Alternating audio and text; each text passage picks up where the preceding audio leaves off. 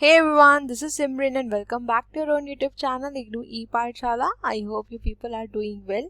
और आज के इस पर्टिकुलर सेशन में हम बात करेंगे MCO 4 के पेपर के बारे में। तो इन ऑल अगर पेपर की बात कही जाए तो पेपर आपका एवरेज था, मॉडरेट पेपर आया था, ना ही बहुत ज़्यादा डिफिकल्ट था और ना ही बहुत ज़्यादा ईजी था।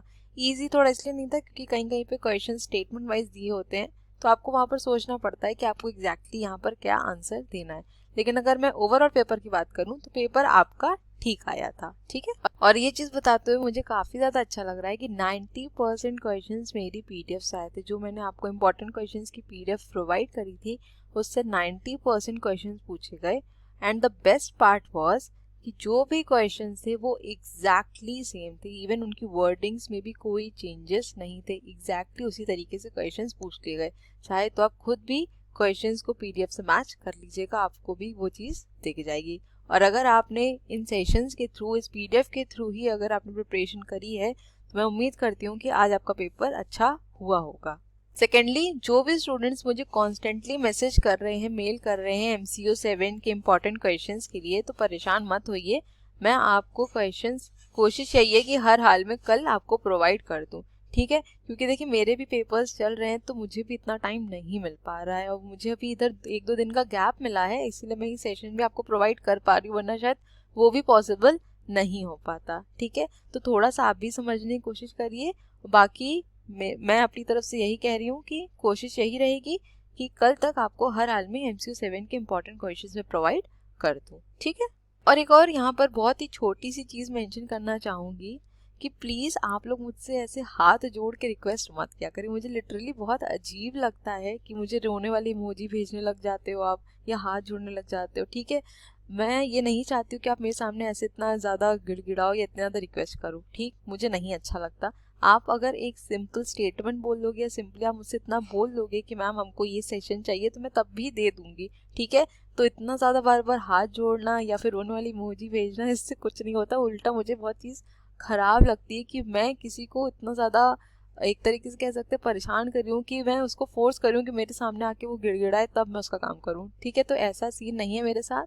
अगर आप सिंपली मुझसे बोल दोगे मैम हमको एक सेशन चाहिए, हमको दिक्कत हो रही है, तो मैं, अगर मेरे पास टाइम होगा तो मैं बिल्कुल आपको प्रोवाइड कर दूंगी, वरना फिर टेलीग्राम के थ्रू अगर हेल्प कर पाऊंगी तो वहाँ पर भी मैं हेल्प कर देती हूँ। ये चीज़ आपने शायद IBO 6 के पेपर में देखी होगी। जो भी फर्स्ट ईयर के स्टूडेंट्स हैं उन्होंने ये चीज़ देखी होगी कि अगर मैंने कोई क्वेश्चंस का आंसर नहीं दे पा रही हूँ या फिर आपका कोई सेशन नहीं प्रोवाइड कर पा रही हूँ, जैसे डेरिवेटिव्स का था, तो मैंने अपने ही नोट्स आपको भेज दिए थे। चाहती तो मैं उसका वीडियो भी बना के अपलोड कर सकती थी, ठीक है, व्यूअरशिप के लिए, ज़्यादा व्यूज़ के लिए। लेकिन मेरा सोचना ये है कि अगर मेरे पास टाइम नहीं है लेकिन मुझे अगर आपकी हेल्प करनी है तो सोर्सेज बहुत हैं। अब वो मेरे ऊपर डिपेंड करता है कि मैं किस तरीके से आपकी हेल्प कर सकूं।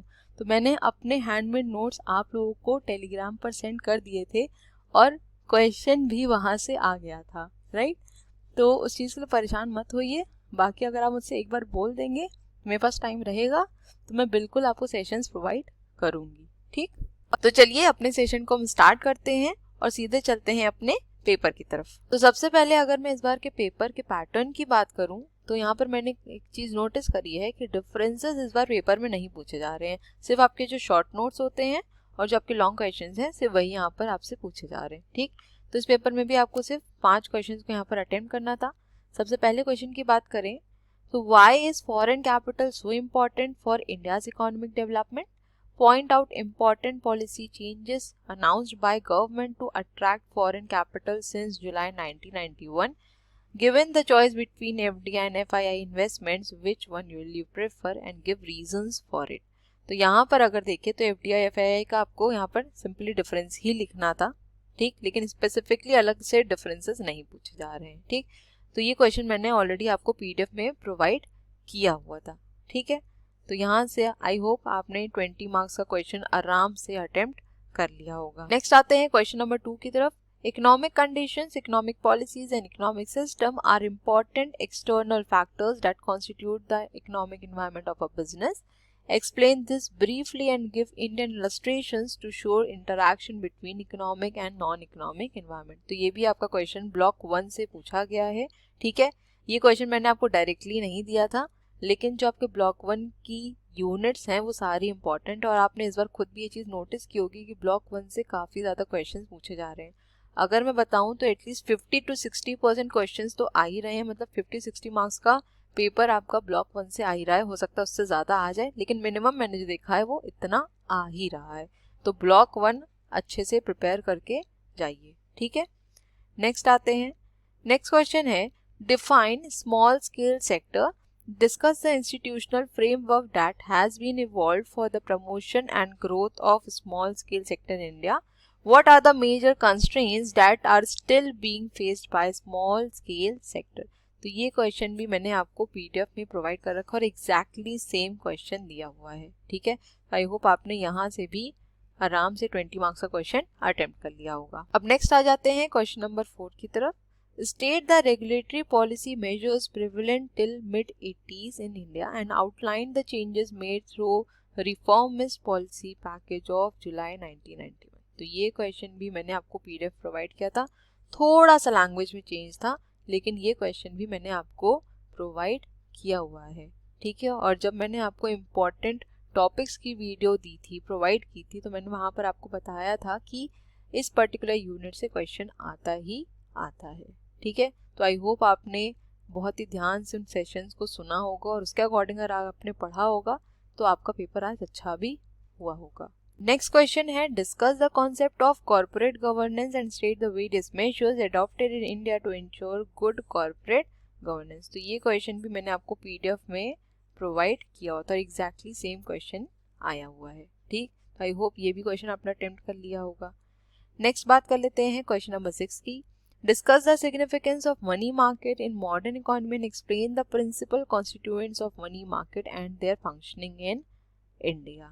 तो ये क्वेश्चन हालांकि मेरे पीडीएफ में नहीं था, लेकिन मैंने आपको शॉर्ट नोट में मनी मार्केट दिया हुआ था, ठीक है। तो मनी मार्केट इंस्ट्रूमेंट्स के बारे में, मनी मार्केट के बारे में आपको खुद भी नॉलेज है, क्योंकि आप काफ़ी टाइम से पढ़ते आ रहे हैं। आई गेस 11-12 से हम लोग मनी मार्केट, कैपिटल मार्केट के बारे में पढ़ना स्टार्ट कर देते हैं। तो उम्मीद करती हूँ आपने ये क्वेश्चन अटेम्प्ट कर लिया होगा, अगर आपने इसके बारे में थोड़ा सा भी अच्छे से पढ़ लिया होगा तो। नेक्स्ट क्वेश्चन है, what do you mean by privatisation, why is it considered necessary today, explain the possible areas of privatisation and point out problems associated with privatisation in India. अब ये क्वेश्चन आपका ऐसा था, अगर आपने नहीं भी पढ़ा है ना तो भी आप इस पे बहुत ही आराम से लिख सकते थे, ये क्वेश्चन को बहुत आराम से आप अटेम्प्ट कर सकते थे, है ना। क्योंकि एलपीजी पॉलिसी के बारे में सभी को पता है, किस तरीके से रिफॉर्म्स आए, प्राइवेटाइजेशन को लाने की क्यों ज़रूरत पड़ी, किस किस एरिया में प्राइवेटाइजेशन ज़्यादा आया और क्या प्रॉब्लम्स हम फेस कर रहे हैं प्राइवेटाइजेशन के बाद। तो ये बहुत ही जनरल मुझे लगता है कि टॉपिक पूछा गया था। अगर किसी ने भी इस पर्टिकुलर यूनिट को भी नहीं अगर अच्छे से प्रिपेयर किया है तो भी वो यहाँ पर आराम से इसको अटेम्प्ट कर सकता था। नेक्स्ट क्वेश्चन है हमारा, enumerate main provisions of the competition act of 2002। अब देखिए ये क्वेश्चन मेरी पीडीएफ में आपको नहीं मिलेगा, क्योंकि मैंने कंपटीशन कमीशन ऑफ इंडिया पे क्वेश्चन आपको दिया था, क्योंकि मुझे लग रहा था कि उस पर क्वेश्चन पूछा जाएगा। लेकिन जब मैंने आपको इम्पोर्टेंट क्वेश्चंस की जब वीडियो प्रोवाइड करी थी, तब मैंने आपको ये चीज़ बताई थी कि कंपटीशन एक्ट 2000 से बहुत बार क्वेश्चंस आए हैं, रिपीटेडली पूछे जाते हैं। तो अगर आपने उस चीज़ को भी ध्यान से सुना होगा तो यहाँ पर आपने इस क्वेश्चन को अटेम्प्ट कर लिया होगा, इसके बारे में आप पढ़ के गए होंगे, ठीक है। नेक्स्ट इसके पार्ट बी की बात करें तो explain briefly the various approaches to social accounting and reporting. तो ये क्वेश्चन एग्जैक्टली मैंने आपको अपनी पीडीएफ में प्रोवाइड किया हुआ था, ठीक है। तो आई होप आपने ये अटेम्प्ट कर लिया होगा। और लास्ट क्वेश्चन है हमारा क्वेश्चन नंबर 9, जहाँ पर आपको शॉर्ट नोट्स पूछे गए थे और आपको कोई 2 यहाँ पर अटेम्प्ट करने थे, ठीक है। तो अगर मैं पीडीएफ की बात करूँ, जो मैंने आपको पीडीएफ में प्रोवाइड कर रखा था, वो था आपका एनवायरमेंटल प्रोटेक्शन एक्ट 1986 का and discount and finance house of India. ये दोनों टॉपिक्स मैंने अपनी पीडीएफ में आपको शॉर्ट नोट से प्रोवाइड किए हुए थे। तो अगर आपने शॉर्ट नोट्स अच्छे से पढ़ लिए थे तो यहाँ पर आपने बहुत आराम से ये 20 मार्क्स का क्वेश्चन अटेम्प्ट कर लिया होगा। तो इन ऑल अगर देखा जाए तो पेपर आपका ये एवरेज था, ना ही बहुत ज़्यादा डिफिकल्ट था, ना ही बहुत ज़्यादा इजी था। डिफिकल्ट हो सकता था अगर वो कॉर्पोरेट लॉज पार्ट 1 पार्ट 2 से बहुत ज़्यादा क्वेश्चंस पूछते, फैक्ट्रीज एक्ट, लेबर लेजिस्लेशन, इन सब से क्वेश्चंस बहुत ज़्यादा नहीं पूछे गए, जो कि काफ़ी ज़्यादा हेक्टिक टॉपिक्स हैं। हेक्टिक इसलिए हैं क्योंकि आपको यहाँ पर स्टैटिक डेटा को याद रखना पड़ता है, उनकी डेट्स और उनके प्रोविजंस को, जो कि बहुत ज़्यादा प्रॉब्लमेटिक है याद रखना। सिर्फ कॉम्पिटिशन एक्ट 2002 पूछा गया, वो भी कई बार रिपीट हो चुका है, तो मैक्सिमम स्टूडेंट्स उस टॉपिक को कवर करके जाते हैं। तो मेरे अकॉर्डिंग पेपर आपका ठीक आया था, अटेम्प्ट करने लायक पेपर भी था। और अगर मैं अपनी पीडीएफ्स की बात करूं कि कितने क्वेश्चंस मेरी पीडीएफ्स आए हैं, तो वो भी मैं यहाँ पर आपको बता देती हूँ। तो यहाँ पर जो आपका क्वेश्चन नंबर 9 है, ये आपने बहुत आराम से अटेम्प्ट कर लिया होगा, क्योंकि दोनों टॉपिक्स मैंने अपनी पीडीएफ में प्रोवाइड कर रखे थे। ठीक है, सोशल अकाउंटिंग का भी अगर मैं बताऊँ तो ये अप्रोचेस का मैंने आपको क्वेश्चन प्रोवाइड किया हुआ था। ठीक, नेक्स्ट अगर बात करी जाए तो आपका क्वेश्चन नंबर 5 कॉर्पोरेट गवर्नेंस का टॉपिक, ये भी मैंने आपको अपनी पीडीएफ में प्रोवाइड किया हुआ था।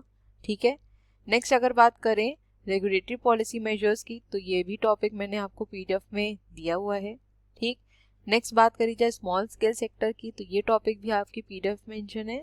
और जो फर्स्ट क्वेश्चन है ये भी एग्जैक्टली मैंने अपनी पीडीएफ में आपको प्रोवाइड कर रखा था। ठीक है, तो अगर हम यहाँ पर ओवरऑल कैलकुलेट करें तो 20 मार्क्स यहाँ पर आपके हो गए, 20 मार्क्स ये हो गए, 40 मार्क्स, 60 मार्क्स, 80 मार्क्स ये हो गए आपके।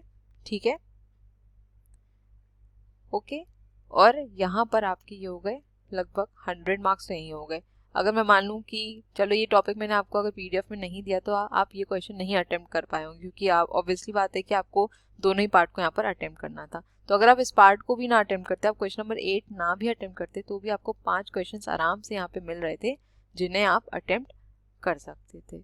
ठीक है, तो मैं उम्मीद करती हूँ कि मेरी पीडीएफ आपको काफ़ी ज़्यादा हेल्प कर रही हैं, और कोशिश इस बार यही है कि मेरे पेपर्स ख़त्म होने के बाद मैं सेकेंड ईयर का कोर्स भी ज़रूर लेके आऊँगी, क्योंकि मुझे पता है सेकेंड ईयर का कोर्स फर्स्ट ईयर से और ज़्यादा हेक्टिक भी है, काफ़ी ज़्यादा हैवी कोर्स भी है, काफ़ी चीज़ें नई हैं उसमें भी। तो कोशिश रहेगी कि अपने एग्जामिनेशन के बाद फिर से आपको सेशंस प्रोवाइड करूँ।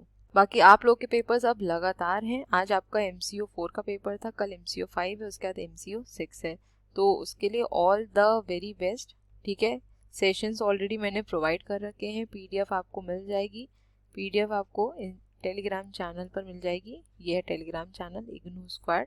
ठीक है, इसको ज्वाइन कर लीजिए, सारी पीडीएफ टेलीग्राम पर अवेलेबल हैं। ठीक, रही बात MCO 7 की, तो मैंने आपको बता ही दिया है कि कोशिश यही रहेगी कि कल हर हाल में आपको MCO 7 के भी जो पीडीएफ है, जो इम्पोर्टेंट क्वेश्चंस हैं, वो आपको प्रोवाइड मैं कर दूँ। ठीक, तो thank you so much for watching. Please channel को लाइक, शेयर और सब्सक्राइब करना मत भूलिएगा। बेल आइकन को भी ज़रूर प्रेस कर दीजिएगा, ताकि मैं जब भी वीडियोस का अपलोड करूं उसका नोटिफिकेशन आपके पास ज़रूर जाए। अपने फीडबैक्स भी दीजिएगा कि वीडियोस कैसी लग रही है, और अगर कुछ इम्प्रूवमेंट की ज़रूरत है तो बिल्कुल बताइएगा। और एक चीज़ यहाँ पर और बता दूँ, जो भी लोग मुझसे पेपर मांग रहे हैं, मैं आपको पेपर प्रोवाइड कर दूँगी, मुझे कोई दिक्कत नहीं है। एक बार सारे पेपर हो जान दीजिए, फर्स्ट ईयर और सेकेंड ईयर दोनों के, तो मैं पूरी पीडीएफ बनाकर उसको कंपाइल कर आपको टेलीग्राम पर प्रोवाइड कर दूंगी। ठीक है, ताकि आप लोग के पास भी सेव रहे और फ्यूचर में आप उसको रेफर करके अपनी प्रिपरेशन भी कर सकें। ठीक है, तो एक बार पेपर कंप्लीट हो जान दीजिए, फिर मैं आपको कंपाइल्ड पीडीएफ जो है प्रोवाइड कर दूंगी। ठीक है, चलिए मिलेंगे अपने नेक्स्ट वीडियो में। Till then stay safe, stay healthy, bye bye, take care.